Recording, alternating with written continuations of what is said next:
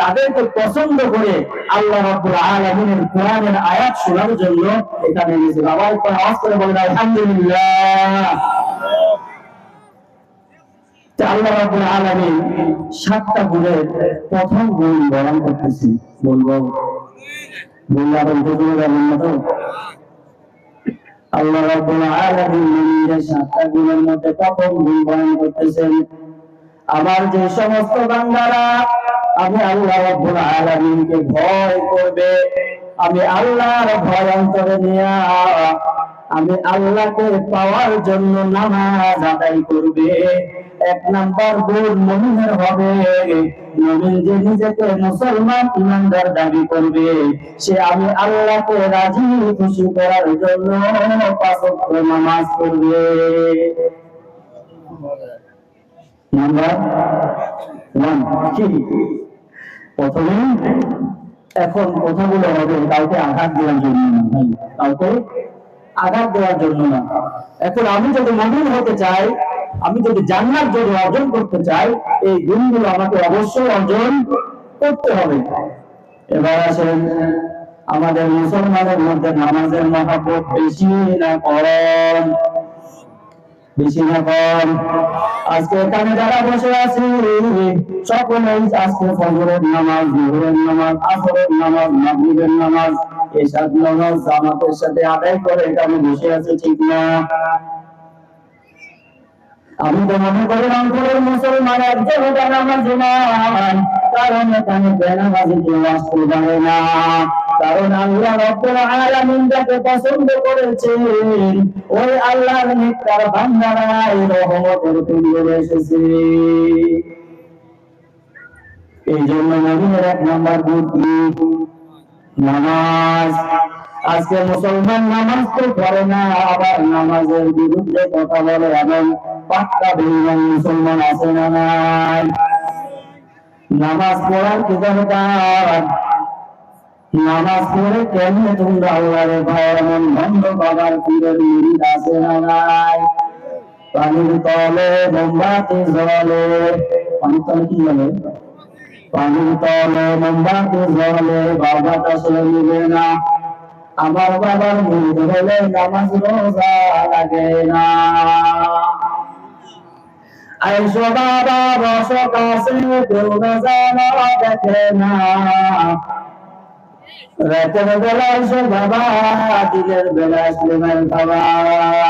এমন আল্লাহর বন্ধু আছে না? বলেন দেখি অন্তরের মুসলমান, যেই পীরের দরবারে দিনে যাওয়া যায় না, যেই পীরের দরবারে রাতের অন্ধকারে যাইতে হয়, এটা কি আসল পীর নাকি ভণ্ড পীর? আওয়াজ করে বলে। এমন পীর না আপনাদের দিকে নাই? আসেনি? যেমন আল্লাহর কদমে সেজদা দিয়ে জান্নাতে যাওয়া যাবে না, পীরের কদমে একটা দিলে জান্নাত পার। পীরের কদমে যদি একটা সেজদা দিতে পারো, জান্নাত পার হইয়া জাহান্নামের গর্তে গিয়ে পড়বা। কথা বলেন ঠিক কিনা? এমন আল্লাহর ওলির কাছে গিয়ে নিজের ঈমান নষ্ট করা যাবে? আল্লাহ রাব্বুল আলামিন মুমিনদের 7টা গুণের প্রথম গুণটি দিয়ে শুরু করলেন। তাহলে আমরা যদি সফলতা অর্জন করতে চাই, নামাজ দিয়ে অর্জন করতে হবে নাকি নামাজ বাদ দিয়ে অর্জন করতে হবে? মুসলমান আমরা সকলে 5 ওয়াক্ত নামাজ ইনশাআল্লাহ পড়ব। সকলে ইনশাআল্লাহ বলে হাত তুলে দেখান। অনেকে হাত তুলবে না, নিয়ত করতে সমস্যা আছে। এই মাহফিল সফলতা হবে কখন?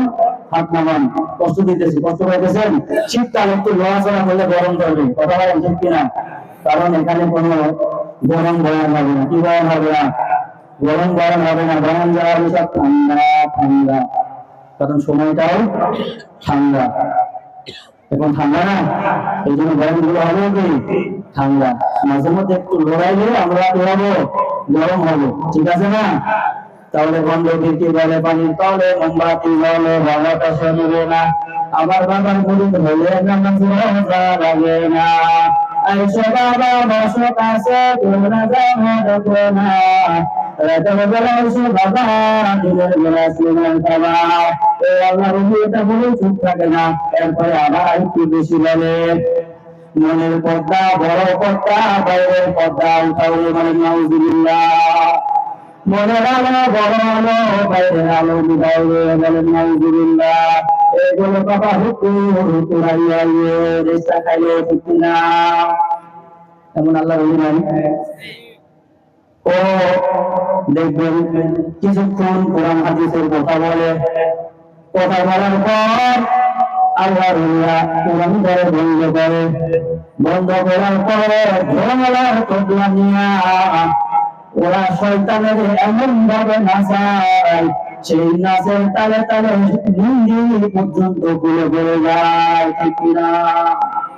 দেখেন জীবনে বাউল ভঙ্গদেরকে বর্তমান বাংলাদেশের মধ্যে সব থেকে ইসলামের বড় দুশ্মন হচ্ছে বাউল শিল্পী। তারা বাউল, তারা এই যে আবুল সরকার নাম শুনছেন, আবুল সরকারের নাম শুনছেন?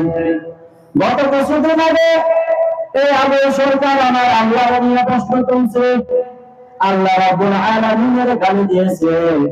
রংপুরের মুসলমান বলেন, আমরা যদি নিজেদেরকে মুসলমান দাবি করি, বান্দার দাবি করি, আর এই মুসলমান ভূখণ্ডের মধ্যে দাঁড়িয়ে মুসলমান নাম ব্যবহার করে যদি কোনো ভণ্ড আমার আল্লাহ অস্তিত্ব নিয়ে কথা বলে রসুলের গালি দেয়, আমরা মুসলমান কখনো চুপ করে বসে থাকতে পারি না।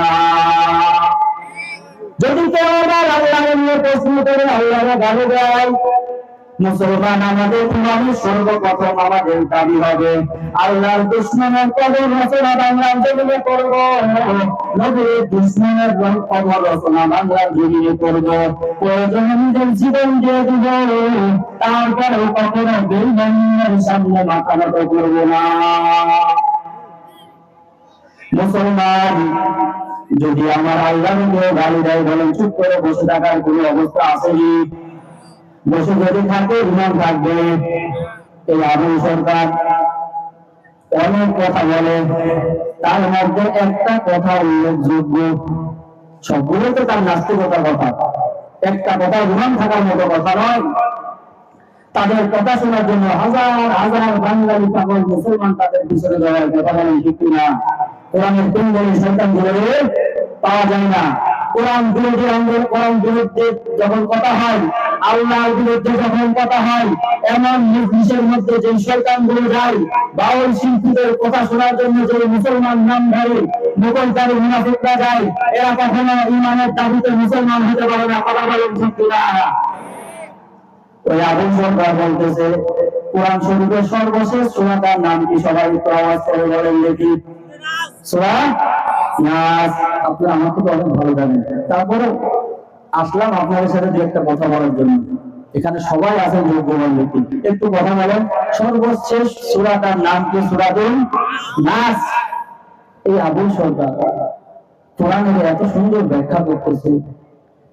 আল্লাহ বলে কুল আউযু বিরাব্বিন নাস, মালিকিন নাস, ইলাহিন নাস, মিন শাররিল ওয়াসওয়াসিল খান্নাস, আল্লাযী ইউওয়াসওয়িসু ফী সুদুরিন নাস, মিনাল জিন্নাতি ওয়ান নাস। ও আবুল সরকার, এই কোরআনে সূরাটা পড়ছে, পড়ার পরে কোরআনে ব্যঙ্গ করিয়া বলেন, ওই মোল্লাগণ বলে আল্লাহ রাব্বুল আলামিন নাকি কোরআনের মধ্যে গান বাজনারে হারাম বলছে। কোথাও আল্লাহ কোরআনের মধ্যে গান বাজনারে হারাম বলে নাই, বরং আল্লাহ গান বাজনার বিরুদ্ধে একটা সূরা নাযিল করেছে। বলেন নাউযুবিল্লাহ। সে বলে দেখেন এখানে বলতেছে কুল আউযু বিরাব্বিন নাস, নাসো সবাই নাসায়, মালিকিন নাস এই মালিকেও নাসো, ইলাহিন নাস আল্লাহর বান্দা যারা আছে আল্লাহ গুরু সবাই নাসো, আল্লাযী ইউওয়াসওয়িসু ফী সুদুরিন নাস মিনাল জিন্নাতি ওয়ান নাস। সে বলতেছে শুধু মানুষেরা নাচতে বলে না, আল্লাহ রাব্বুল আলামিন জিনদেরকেও নাচতে বলেছে। বলেন নাউযুবিল্লাহ। আমার আল্লাহ রাব্বুল আলামিন বলে যালিকাল কিতাব লা রাইবা ফীহি হুদাল লিল মুত্তাকিন। কোরআন আমি কেন নাযিল করলাম? কোরআনের মধ্যে কোনো ভুল নাই, কোনো সন্দেহ নাই। আর আমার যে সমস্ত মুমিন ঈমানদার বান্দা এই কোরআনকে নিজের জীবনের সাথে আঁকড়ে ধরবে, কোরআনের পথ অনুযায়ী চলবে, আমি আল্লাহ রাব্বুল আলামিন তাকে হেদায়েতের পথ রেখে মৃত্যুবরণ করার সাথে সাথে জান্নাতে পৌঁছাইয়া দিবে। বলেন সুবহানাল্লাহ। আর যদি মুসলমানের সমাজের মধ্যে দাঁড়াইয়া আবুল সরকার নামের কোন ভণ্ড যদি কোরআনের বিরুদ্ধে যদি কথা বলে, আল্লাহর বিরুদ্ধে কথা বলে, রাসূলের হাদিসের বিরুদ্ধে কথা বলে, কোরআনকে নিয়ে যদি কটূক্তি করে, মনফুলের মুসলমান বলে, তাদের বিরুদ্ধে যদি যুদ্ধের ডাক আসে, ময়দানে নামতে থেকে প্রস্তুত। জিহাদ নামান আল্লাহ আমাদের সকলকে কবুল করেন। নাস্তিকতা বিপর্যক দিন ইসলাম জিন্দাবাদ, নাস্তিকতা বিপর্যক দিন ইসলাম জিন্দাবাদ, প্রতিবারের একই আওয়াজ। খোদাদ্রোহী ছাড় পাবে না, এই বাংলায় ঠাঁই হবে না, মুসলমানরা জেগেছে আজ। জোর কদমের সামনে চলো, বজ্র কণ্ঠে আওয়াজ করো, সবাই মিলে একই সুরে দাও না স্লোগান, নারায়ে তাকবীর। ইমামের আওয়াজ দিয়ে কোনো বেঈমানের পরিবার মধ্যে যেন আঘাত করে যায়, তাদের দিন দিন হারাম হয়ে যায়। এই রংপুরের মুসলমান কখনো ঘুমাতে পারে না। বাংলার জমিনের কোন মুসলমান আল্লাহর বিরুদ্ধে কথা হবে, ইসলামের বিরুদ্ধে যদি কেউ কথা বলে, আমরা মুসলমান কখনো আমাদের ঘুমাবে না। কথা বলেন ঠিক কিনা? বেঈমানদের শায়েস্তা বাংলার জমিনে করেই তারপরে আমাদের বিশ্বাস নিয়ে কথা বলেন ঠিক কিনা? নারায়ে তাকবীর। দিন ইসলাম, দিন ইসলাম জিন্দাবাদ, জিন্দাবাদ। দিন ইসলাম, দিন ইসলাম। লিল্লাহি তাকবীর, লিল্লাহি তাকবীর। তাহলে যদি কোনো বেঈমান আমার আল্লাহর কোরআন নিয়ে যদি কটূক্তি করে, আল্লাহকে নিয়ে যদি প্রশ্ন তোলে, রাসূলকে যদি ক্রিটিসাইজ করে, মুসলমান বলেন ইমানদার দাবি করে, মুসলমান দাবি করে ঘরে বসে থাকার কোনো সুযোগ আছে? আমরা ঘরে বসে থাকবো না ইনশাআল্লাহ। ময়দানে ঝাঁপিয়ে পড়বো তাদের বিরুদ্ধে, ঠিক আছে ইনশাআল্লাহ। তাহলে মুমিনদের এক নম্বর গুণটা কি দেখি বলেন? নামাজ। সফলতা দিবে আল্লাহ তাদেরকে, ইমানদারদেরকে সফলতা দিবেন। মুসলমানদের দুই নম্বর গুণ হচ্ছে আল্লাযীনা হুম আনিল লাগwi মুরিদুন। যারা মুসলমান ইমানদার, যাদেরকে দাবি করো জান্নাতে যেতে চাও, মুসলমান লাওয়ানি জান্নাতে যাওয়ার জন্য দুই নম্বর গুণ, তোমাদেরকে অনার্থক কথা বর্জন করতে হবে। কি কথা? অনার্থক কথা, অযথা কথা, লঘু কথা। অনার্থক কথা কাকে বলে? অনার্থক কথা বলা হয় যে কথার মধ্যে দুনিয়ারও কোনো ফায়দা নাই, পরকালেরও কোনো লাভ নাই। এমন কথা আমরা বেশি বলি না কম বলি? ওই দিক দিয়ে একটা গেল সেই জিনিস বলি কি বলি না? যুবকেরা একটু মন খারাপ করবে, বলেন মহিলা প্যান্ডেলের আশেপাশে অনেক আল্লাহর ওলি যুবক ভাইরা ঘোরাফেরা করতেছে, এখানে নাই আসেনি? এখানে মানুষ অনেক ভালো, ইদানিং অনেক জায়গায় যাইতে দেখি, হয় না? মহিলার প্যান্ডেলের মধ্যে যুবকদের খুঁজে পাওয়া যায় না। ওই আল্লাহর ওলিরা দামি সম্পদ মা বোনদেরকে পাহারা দেওয়ার জন্য মহিলা প্যান্ডেল চারিদিকে সেনাবাহিনীর মতো পাহারা দেয়। কথা বলেন ঠিক কিনা? রংপুরের আবার প্রসিদ্ধ একটা গান আছে, ঠিক না?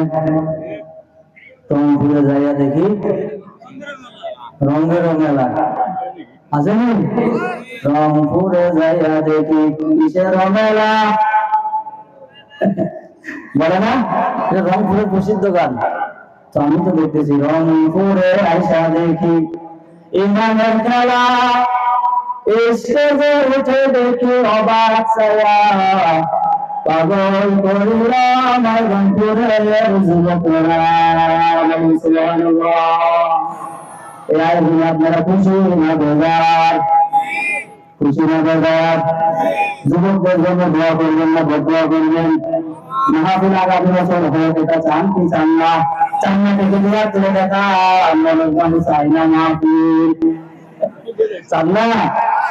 এক হুজুরে বয়ান করে বাবাজি জান্নাতে যাইতে চান না জাহান্নামে যাইতে চান? থেকে হাত তুলে দেখান। লাখ দিয়া এক মুহূর্তে হাত উঠে গেছে। আল্লাহু আকবার। হুজুরে বলে বাবাজি আপনি জান্নাতে যাইতে চান না কেন? জান্নাতের সাথে আপনার কিসের এত দুশ্মনী? যেরকম আপনাদের মাহফিলের সাথে দুশ্মনী। কষ্ট পাইছেন?